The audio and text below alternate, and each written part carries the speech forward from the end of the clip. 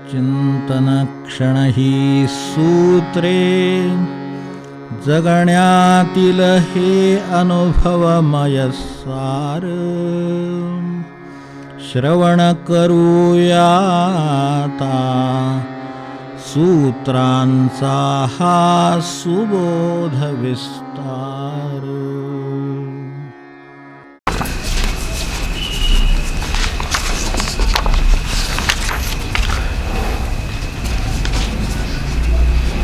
गेल्या वेळेला आपण प्रयोग आणि प्रतीक्षेचा थोडक्यात अभ्यास करायचा प्रयत्न केला. परमार्थामध्ये ज्या दोन गोष्टींची आपल्याला नितांत आवश्यकता आहे त्यांचा विचार करायचा प्रयत्न केला. यावेळेला आपल्यासमोर वचन आहे ते, ज्यांना म्हातारपण ही संधी वाटते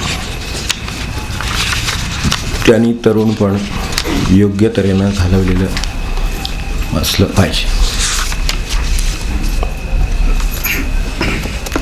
ज्यांना म्हातारपण ही संधी वाटते त्यांनी तरुणपण योग्य तऱ्हेनं घालवलेलं आहे. ज्यांना वाटतं आहे त्यांनी घालवलेले आहे, ज्यांना वाटत नाही त्यांनी घालवलेलं नसलं पाहिजे. आता हे एक झाली बाजू. दुसरी बाजू आपल्याला थोडक्यात मुद्दे सगळे बघायचे म्हणून दुसरी बाजू अशी की म्हातारपण ही संधी वाटणं इथंच पहिल्यांदा दचकायला होतं जरा.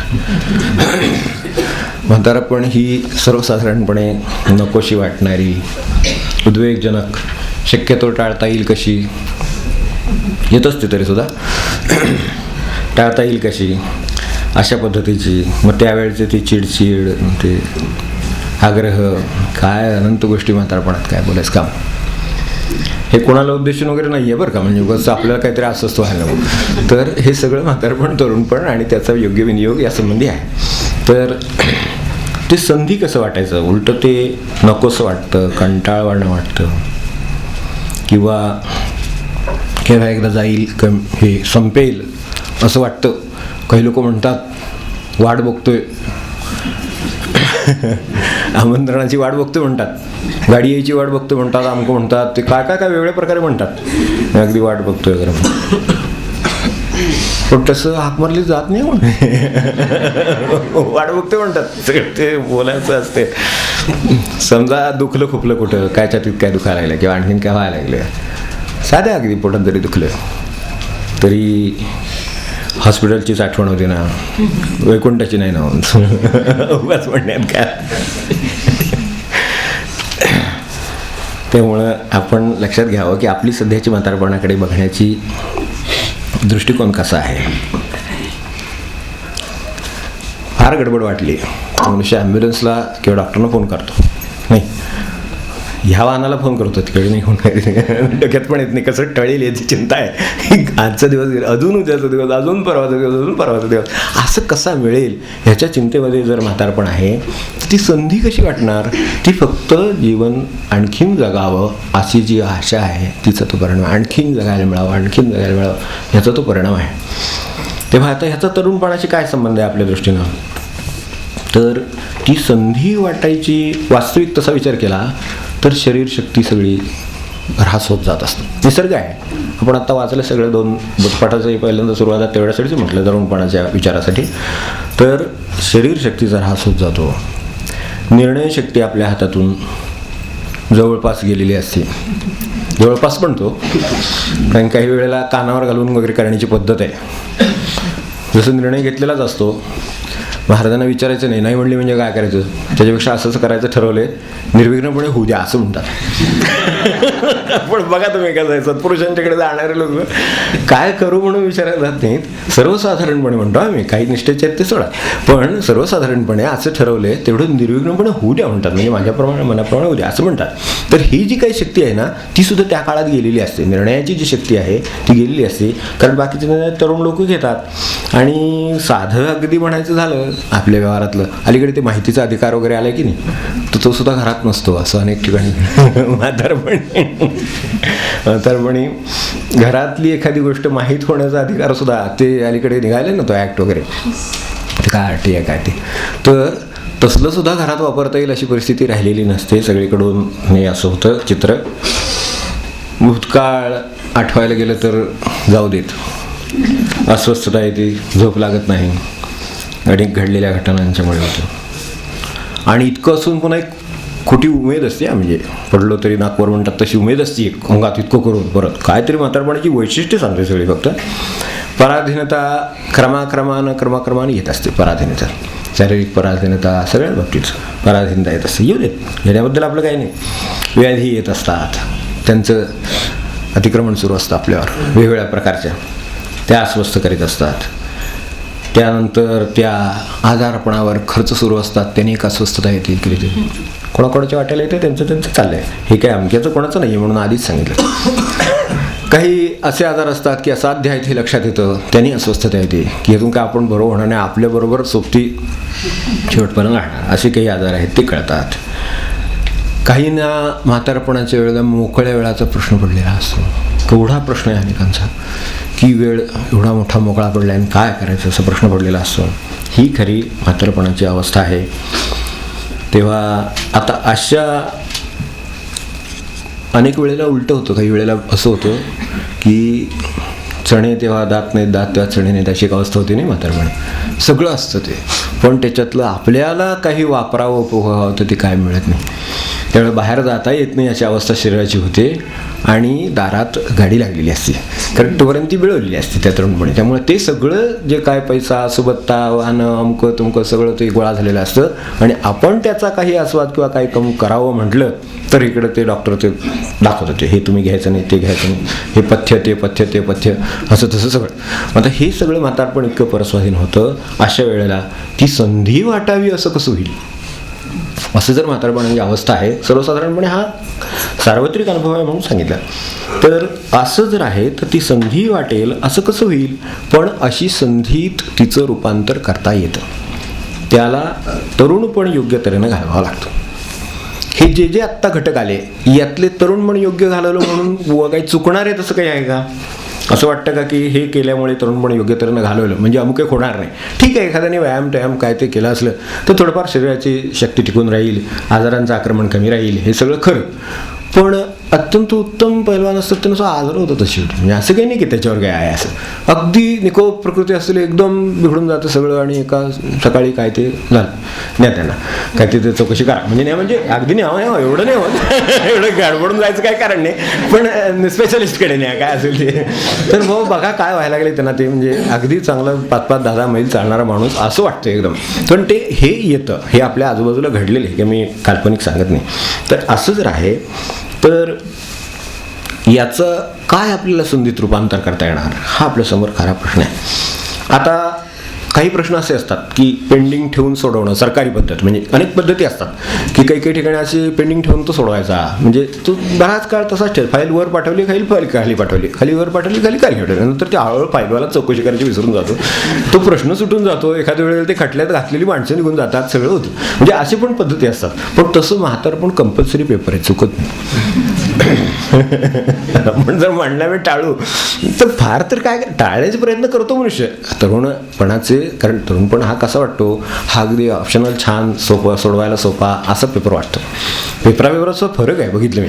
एखादा विषय आवडतीचा असला म्हणजे मनुष्य कसं मनापासून सोडवतो, नावडीचा विषय असला म्हणजे कसं मागे मागे मागे मागे ठेवतो, तसं म्हातारपणाचा विचार मनुष्य मागे मागे मागे ठेवतो. त्याच्या लक्षात येत नाही, ह्यात पास झाल्याशिवाय आपल्याला पुढे नाही जाता येणार लक्षात नाही येत, म्हणून असं होतं.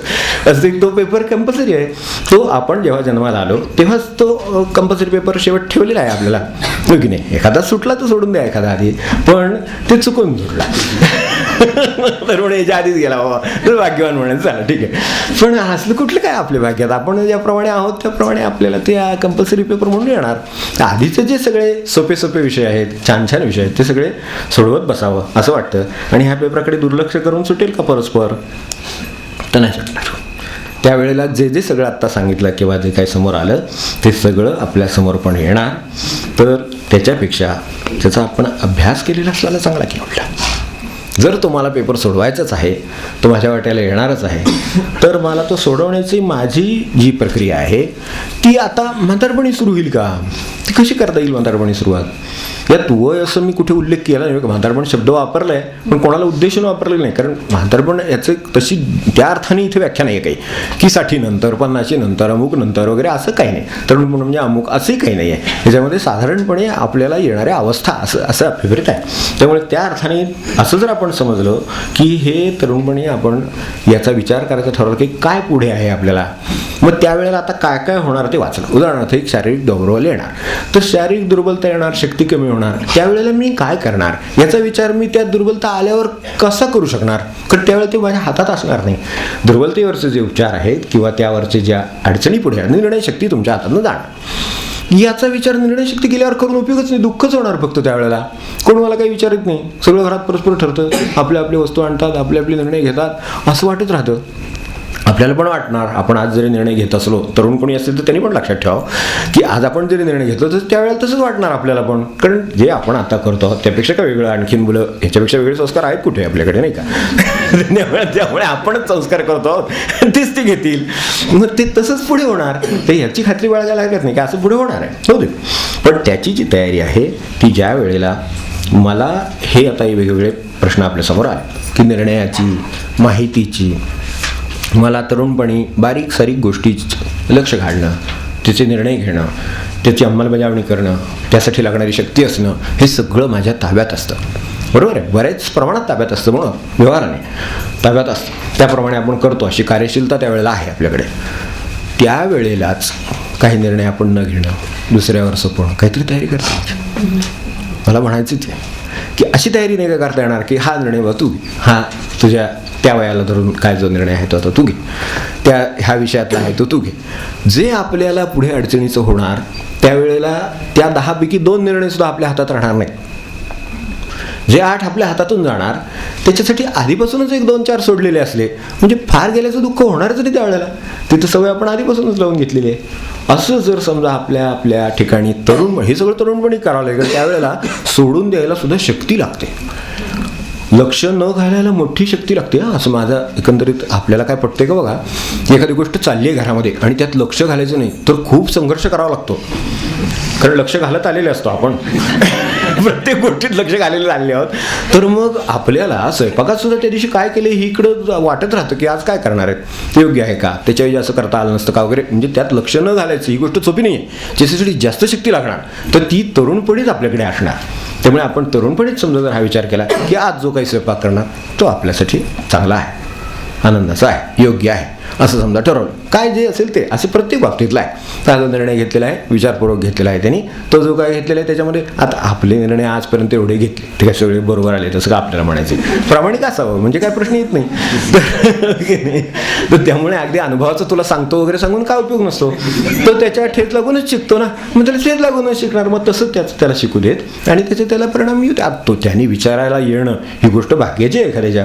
किंवा काय करू असं जर आलं समजा तर म्हातारपणी सुद्धा आपण तयार आहोतच की सांगा सांगावं आपण तयारच आहोत.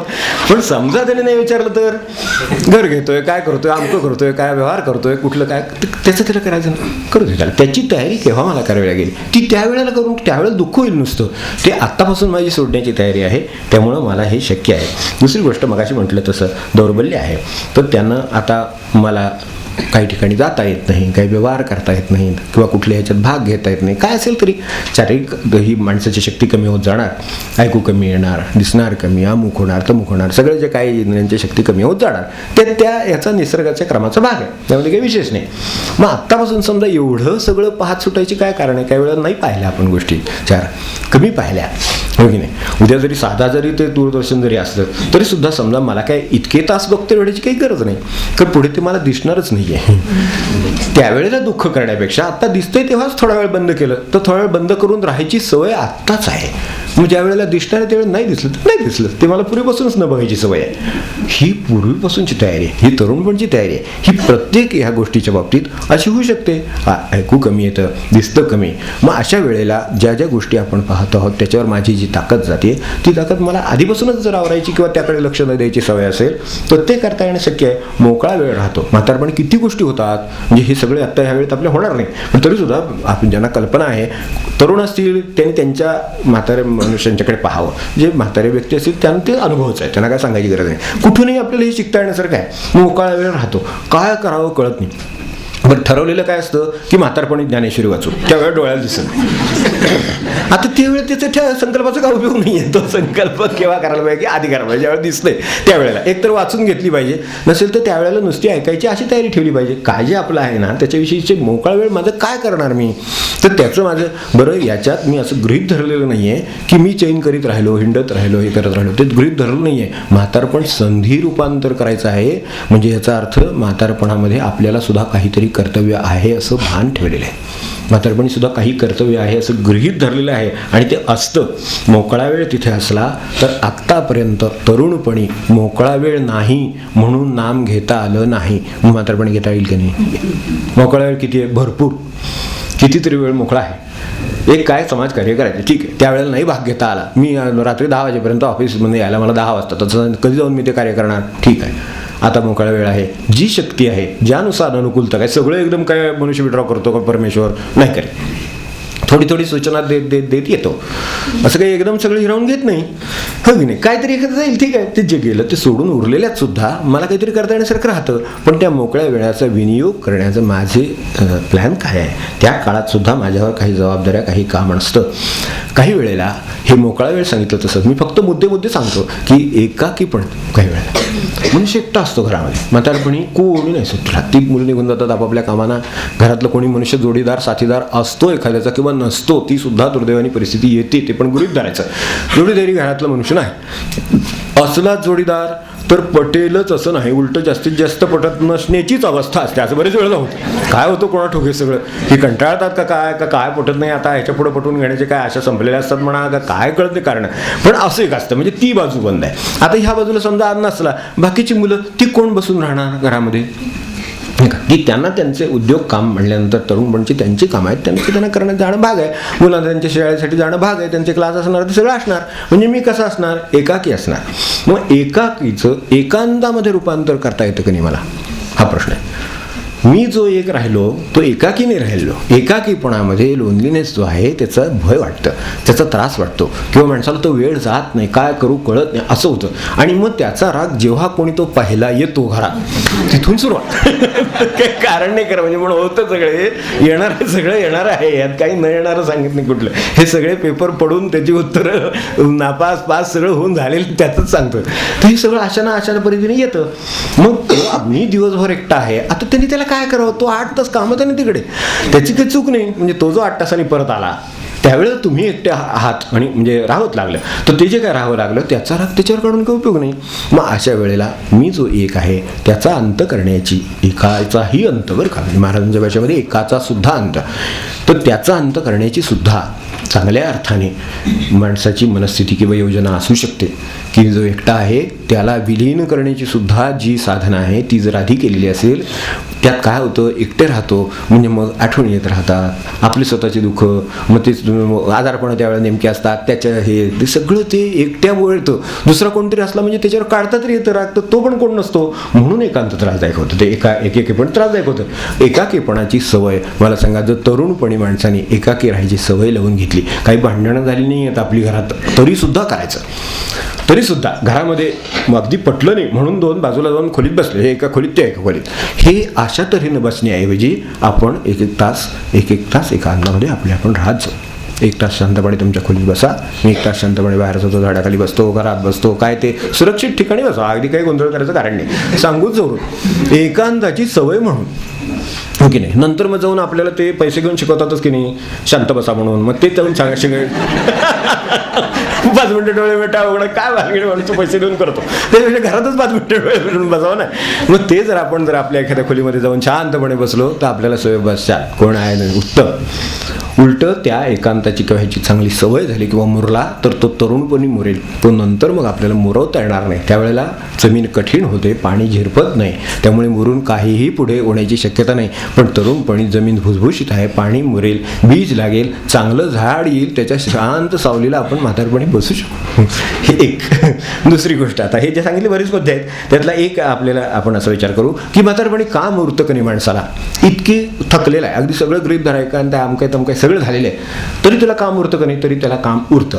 कारण आपण तरुणपणचे सर्व एकूण व्यापार थकेपर्यंतचे, निवृत्त होईपर्यंतचे काहीतरी एक रेगाखा, जिथून पुढे हे सगळं आहे किंवा काय त्या जागेवर बसला म्हणून म्हणा, काय असेल ते त्यावेळेचे आठवून बघावेत. त्या वेगवेगळ्या प्रसंगामध्ये आपण परमेश्वराला आजपर्यंत कितीतरी वेळा हाक मारलेली आहे, त्यावेळेला त्यांनी ओ दिलेली आहे, आपली कामं केलेली आहेत, प्रसंगात सावरलेलं आहे, गुरुची कृपा कधी कळेल की नाही ते सगळं आपण म्हणतो. तर मग तसं कितीतरी वेळा झालेलं आहे. आता त्यांनी इतक्या वेळा हाक दिली, आता म्हातारपणी तो असं म्हणतो, तू फक्त हाक देत राहा, तू ओ देत राहा. त्यांनी ओ देऊन जाय. आता मला हाक मारायची काही गरज नाही, खरं म्हणजे काही हाक मारू नये. म्हातारपणी परमेश्वराला हाक मारायची काय आवश्यकता आहे? म्हातारपणी परमेश्वराचं नाम म्हणजे आपण त्याला हाक देणं आहे, त्याला ओ देणं आहे, काय आपल्याला म्हणायचं, प्रतिसाद देणं आहे म्हणा, काही म्हणा त्याला, ते आपल्याला करता येण्याचा तो काळ आहे. त्या काळामध्ये ज्या वेळेला आपल्याला ही कामं राहत नाही, आपण निवृत्त आहोत, अशा वेळेला ही आपल्याकडून होण्यासारखं काम आहे. आत्तापर्यंत भगवंताची जी मदत आपण घेतली तिचं आपण सामान्य स्वरूपात कुठं पावती भाडली, कुठं हे केलं, कुठं अभिषेक केला, एवढीच आमची मदत जाते. ह्या पलीकडे परमेश्वराचे उपकार फेडण्याची कल्पनाच डोक्यात येत नाही. ती खूप व्यापक आहे. ती म्हातारपणी कोणत्याही प्रकाराने ती फेडता येणं शक्य आहे. वाचन असेल तो वाचन करीत राहील, पारायण असेल तो पारायण करीत राहील, काय त्याला ते जे शक्य आहे ते काहीही झालं त्याचं स्मरण करीत राहील, अनुसंधान टिकवेल, काय उठतोय बसतोय त्यात त्याचं स्मरण ठेवेल, काय करायचं ते कुठल्या मार्गाने फेडायचं हा ज्याचा त्याचा प्रश्न आहे. पण जे घेतलेलं आहे आत्तापर्यंत, जे माझ्या वाट्याला आत्तापर्यंत आलं, तर ती जी मदत इतके वर्ष मी तरुणपणी वेगवेगळ्या प्रसंगात घेतली, ती मदत आता मला परतफेडीची संधी आहे. तेव्हा म्हातारपणी सुद्धा तरुणपणी प्रयत्नांची पराकाष्ठा केली तरी सुद्धा मदतीला हाक मारायला लागते. आता आपल्याला संधी आहे की आपल्यावर कुठल्याही अशा स्वरूपाच्या, सर्वसाधारण प्रपंचाचं सांगतो, अशा स्वरूपाच्या जबाबदाऱ्या नाहीत. आपण ओढवून घेतल्या तर गोष्ट वेगळी, आपण लक्ष घालायचं ठरवलं तर वेगळं, तर ती गोष्ट वेगळी. पण जर आपण लक्ष नाही घालायचं ठरवलं तर खरोखरच म्हातारपणी यातल्या कुठल्या जबाबदाऱ्या आपल्यावर नाही.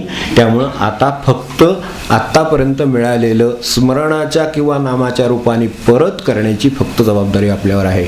तेवढं म्हातारपणी सुद्धा काम आहे. आपल्याला यासाठी तरुणपणी अभ्यास करावा लागेल.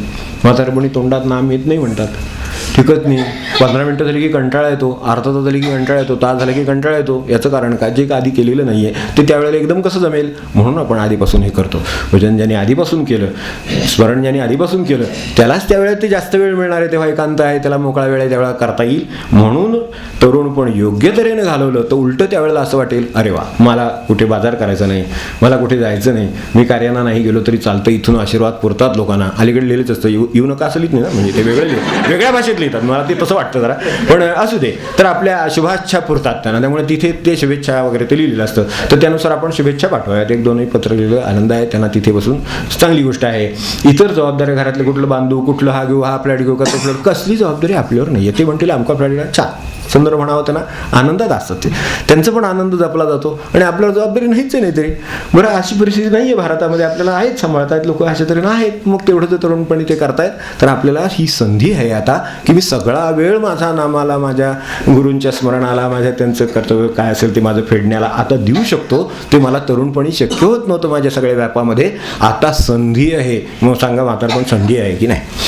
पण त्यासाठी तरुणपण कसं घालवावं लागेल ते संतांच्याकडे जाऊन शिकावं, तरुणपणी शिकावं आणि त्याप्रमाणे घालवावं, म्हणजे म्हातारपण बरोबर. शेवटचं पण म्हणूया.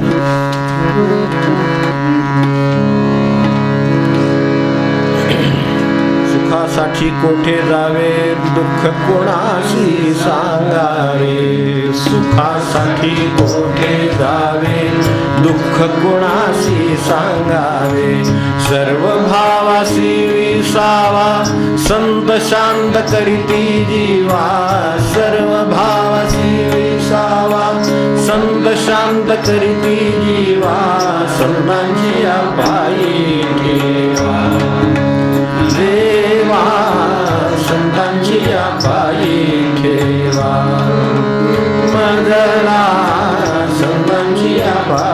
ठेवा.